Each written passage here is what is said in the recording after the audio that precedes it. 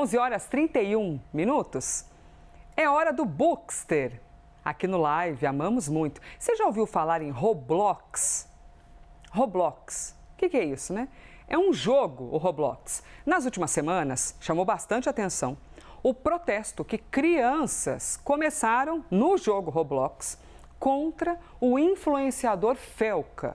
Lembram-se, Felca, adultização e tudo mais. Bom, o fato é que as crianças começaram essa manifestação contra o Felca dentro do jogo. Esse jogo, minha gente, é um jogo virtual, é de interação em que as crianças podem se encontrar com amigos e conversar, mas já foi considerado diversas vezes ineficiente para proteger essas crianças. É sobre isso que a gente conversa hoje no Leitura do Fato aqui na CNN.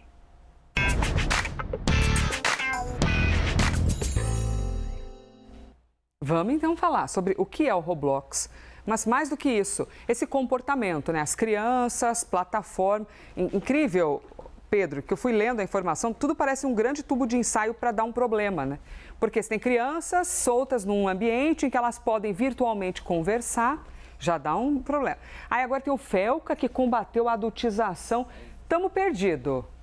Pedro Pacífico, explica pra gente, por favor, bem-vindo.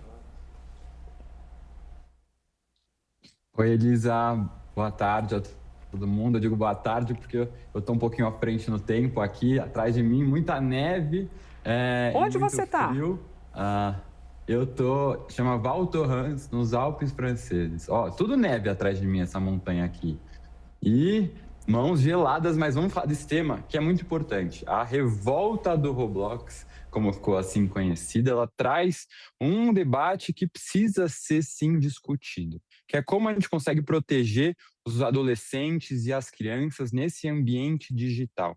E aqui eu não falo só, Elisa, isso é muito importante, sobre redes sociais tradicionais, como Instagram, Facebook, que a gente está acostumado a discutir, né, sobre se criança e adolescente pode ou não. Mas plataformas de jogos, aqui a gente está vendo algumas imagens desses protestos digitais mesmos, com mensagens contra o Felca. Por quê? Porque o Roblox, que é essa plataforma com vários jogos, e as crianças e adolescentes ficam usando o chat para se comunicar, ela sofreu mudanças na segurança. Então, a partir de agora, você precisa, né, ter um reconhecimento facial de inteligência artificial para saber a sua idade.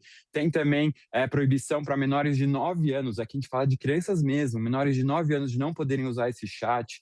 Tem também tentar colocar em faixas etárias as crianças para não uma criança conversar com alguém muito mais velho. E isso gerou essa revolta. As crianças começaram a atacar o Felca, que não tem nada a ver diretamente com isso. Ele está muito ligado à questão da adultização, realmente. Mas isso volta e traz à tona como os pais não estão cientes de que o risco, muitas vezes, está numa plataforma de jogos, né? Isso é muito importante a gente ter em mente. E há quem diga, inclusive, que essas revoltas, né, até pelas referências que eles usavam, referências históricas, tem muitos adultos, às vezes, por trás. Porque tem muito interesse envolvido nisso, Elisa. Ô, Pedro, e aí, o que a gente diz de interesse aqui? Diga. Uma dúvida, é porque me chamou a atenção. Então, na verdade, uma criança de 9 anos podia conversar com outras crianças abertamente, isso deu uma chocada aqui. Então, a regra é que eles podiam, um pequeno cidadão, falar com qualquer outra pessoa e não tinha controle disso? Esse é o jogo, essencialmente? O jogo não é esse, na verdade é uma plataforma com vários mini-jogos, mas enquanto jogam, as pessoas podem se comunicar em chat, entendeu? E não tinha qualquer controle, esse é o problema, Elisa, não tinha. E a partir de agora, começou a ter isso, gerou revolta, e tem quem diga que há adultos por trás também desses protestos. E porque esse era um ambiente totalmente livre. Imagina, Elisa, você ter uma criança de 9 anos conversando com um adulto que se passa por uma outra criança de 10 anos. Isso é um terreno fértil para predadores sexuais. E a gente vê que isso é uma realidade. Até numa pesquisa feita por uma ONG, não pesquisa, mas um relato mesmo de uma das ONGs mais conhecidas pelos crimes cibernéticos, que 64% das denúncias do ano passado foram de abusos, né, de crianças nesses ambientes. Então, é uma realidade muito séria. E o problema, muitas vezes os pais não estão cientes disso. E o que os pais podem fazer para conseguir controlar isso? Lógico, está muito em cima do que os filhos estão consumindo. Mas também uma outra pesquisa feita em 2024 revelou que só 3 de 10 residências no Brasil, né, nessas residências, os pais têm realmente um controle mais efetivo do que as crianças estão consumindo. Então, é muito perigoso. As crianças elas nem têm consciência disso, isso é um outro ponto, né? A gente precisa conversar com as crianças do risco que elas estão suscetíveis e que não é só uma brincadeira, porque aparece, né, quando você fala essa revolta do Roblox, de te odeio e começa a trazer, até usado como meme, mas é um tema muito importante. E aí essas ferramentas, Elisa, elas acabam sendo criadas, né? Então o Roblox criou essa forma para dificultar, mas que acaba sendo facilmente driblado por essas crianças. Então, a gente ouve história de tudo que é tipo. Porque o que é basicamente isso? Tem que tirar uma foto para verificar e a inteligência artificial vai dizer qual que é a idade deles. Até fiquei com medo disso, né? Se eu passasse por isso, ele vai dizer a minha idade. Mas, basicamente, tinha gente sendo qualificada como 100 e poucos anos de idade. Crianças sendo exatamente identificadas com 20, 30 anos. E aí crianças pintando bigode no rosto. Você vê de tudo um pouco, né? De todas as formas para conseguir você se esquivar e driblar isso. Então, no final das contas, Elisa, o que a gente precisa mesmo? É alinhar que pais estejam mais em cima do que está acontecendo, porque a gente também não consegue colocar toda a responsabilidade em cima dos pais. Que as plataformas invistam realmente em medidas eficazes, porque também não basta ela colocar um tipo de agora você tem que colocar a sua identidade e tchau. Né, e largar isso sem estar todo mundo driblando. E no final também, legislação. E a gente tem o ECA Digital, recentemente, que está sendo discutido, que está trazendo, né, uma melhoria mesmo, um avanço nesse tema. E, por fim, a própria conscientização das crianças.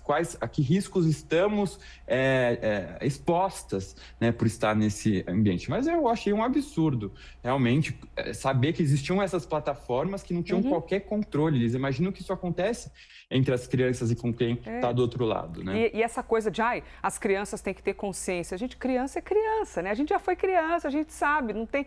É incrível ainda imaginar que tem gente dizendo que não tem que regulamentar, tendo um ambiente como esse, com crianças que papeiam à vontade, e a terceirização da criação dos responsáveis por essas crianças, que deixam no celular fazerem qualquer coisa. E é interessante...